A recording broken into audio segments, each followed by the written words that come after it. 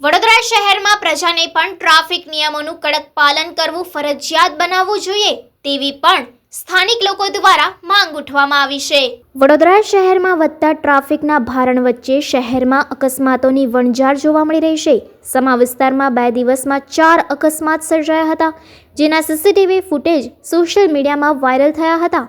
તે જ સમયે ગતરોજ વુડા સર્કલ પાસે એક કરુણ બનાવ બન્યો, જ્યાં બસની નીચે આવી જતા એક વૃદ્ધાનું મોત નીપજ્યું હતું।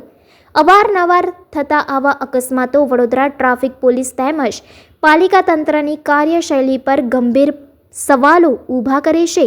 ત્યારે પ્રજાને પણ ટ્રાફિક નિયમોનું કડક પાલન કરવું ફરજિયાત બનવું જોઈએ તેવી પણ માંગ સ્થાનિકોમાં ઉઠી રહી છે।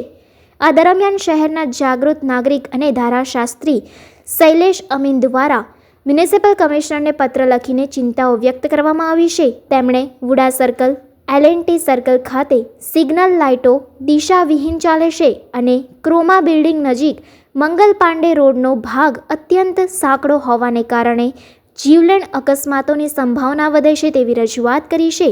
મોટો બનાવ બનતા પહેલા તાત્કાલિક પગલાં લેવા માંગ ઉઠી છે।